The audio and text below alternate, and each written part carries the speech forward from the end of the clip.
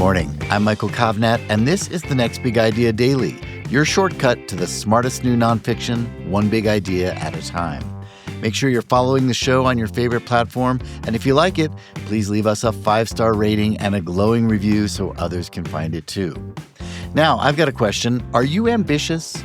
Do you want to make your mark on the world? Do you want to reap the rewards of success? Ambition can certainly be an admirable quality.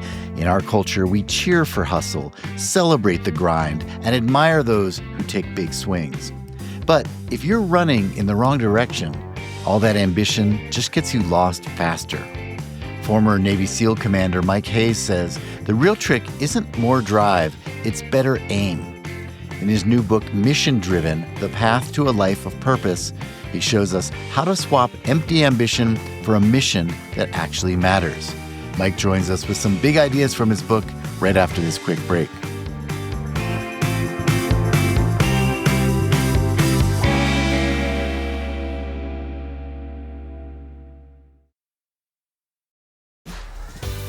This episode is brought to you by LinkedIn.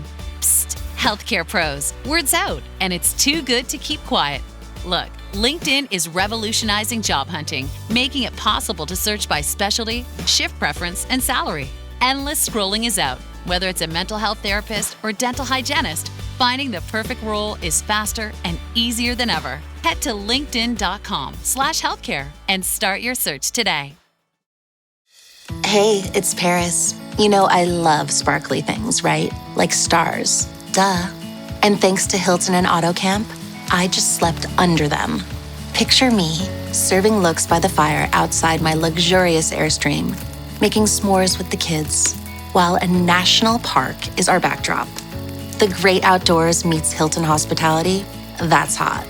Explore all the new ways to stay at Hilton.com. Hilton for the stay.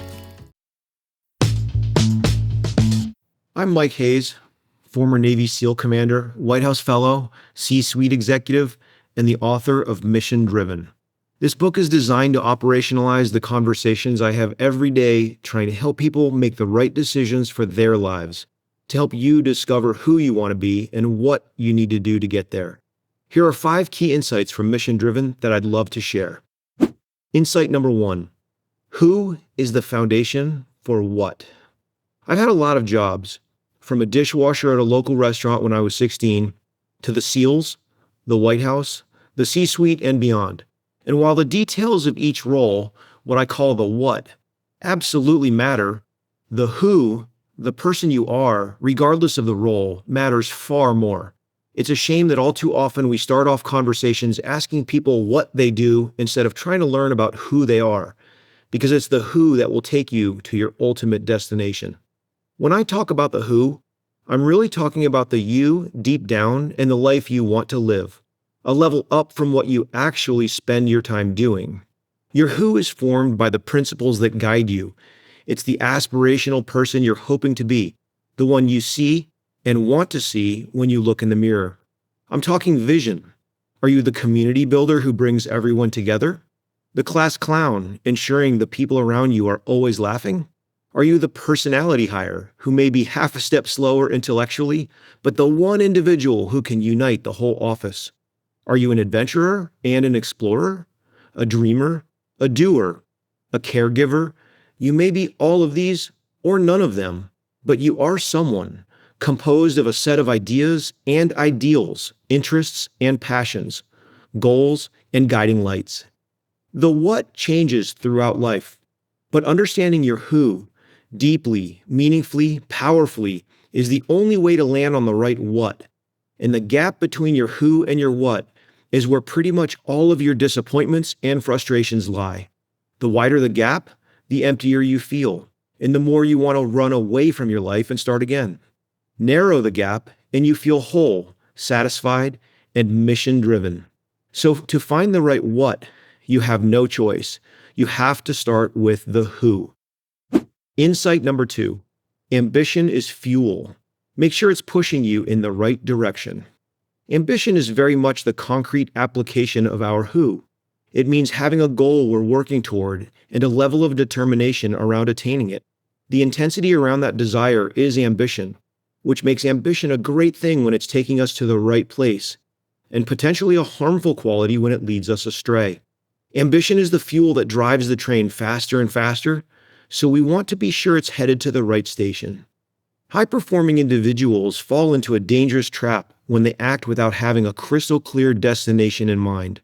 Their ambition can move them quickly, but who knows where they'll end up? It can become far too easy to work toward another's definition of success instead of our own. But that won't feel like true success in the end. I did all the work and made partner at my law firm, someone might say, but then eventually find out it's not satisfying and not enough.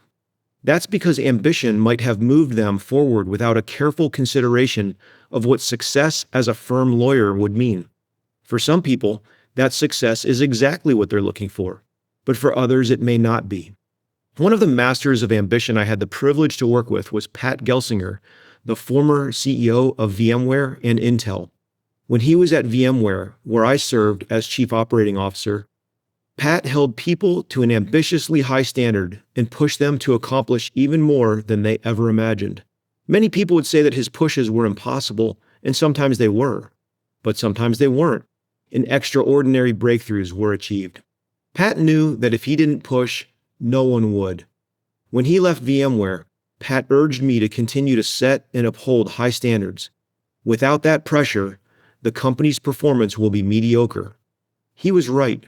Ambition can help provide the pressure we all need to succeed.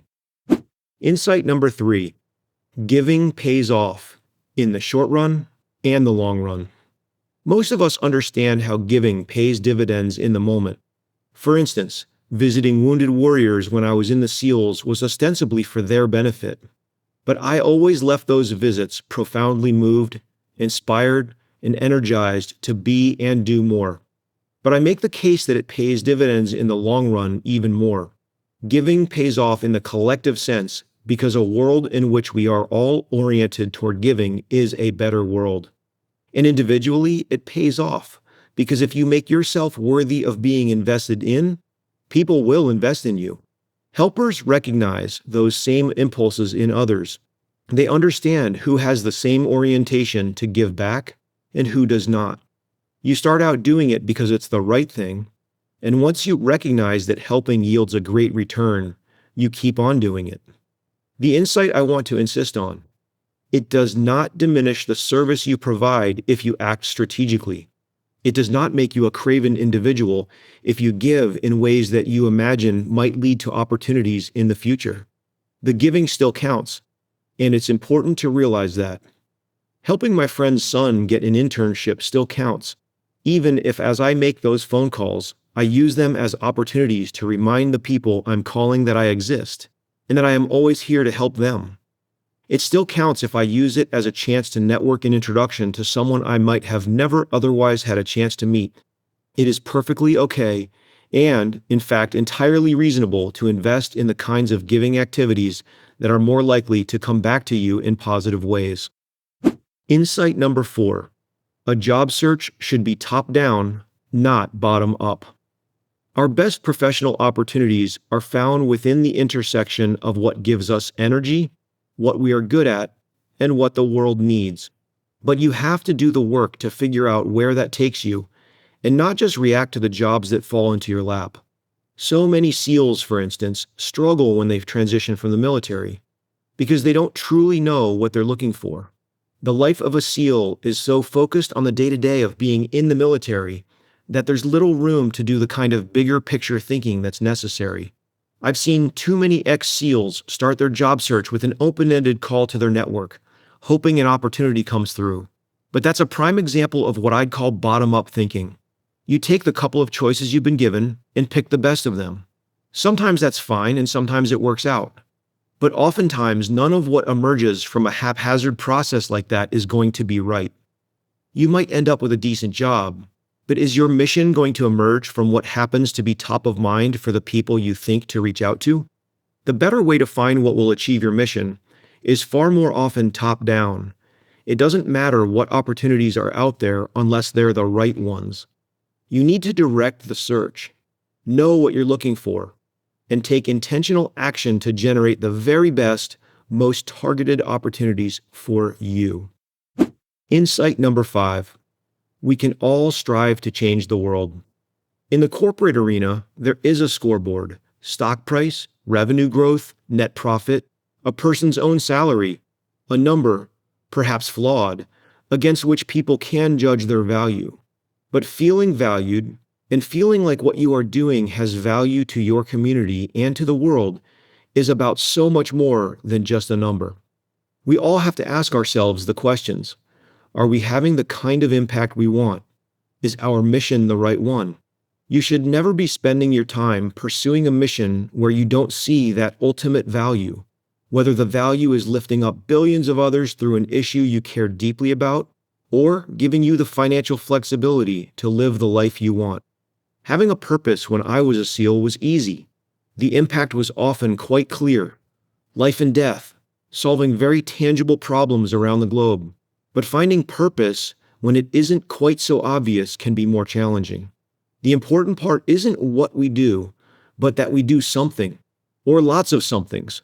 But getting off the sidelines and taking ownership of some small piece of this great nation and planet.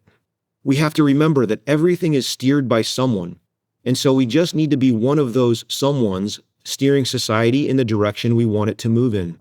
The world can't just be made up of takers, people responding to decisions and events. Someone is causing those events, actions and reactions.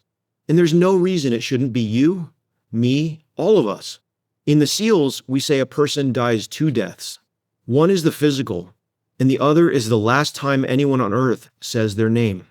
I personally work really hard to never forget to keep my great teammates in some small way alive. But I push you to ask yourself, who will keep your name alive when you're gone? And every day, can you do something to expand that list?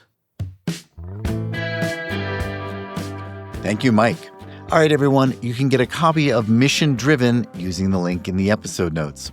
That's our show for the day. If you got something out of it, please leave us a rating or review so others can find it, and go to nextbigideaclub.com to find out about our hardback subscription club, where we send you the best new nonfiction books as chosen by our curators Malcolm Gladwell, Adam Grant, Susan Cain, and Daniel Pink. Check that out at nextbigideaclub.com and use the code DAILY for a 20% discount. That's nextbigideaclub.com and use the code DAILY. I'm Michael Kovnat. See you tomorrow.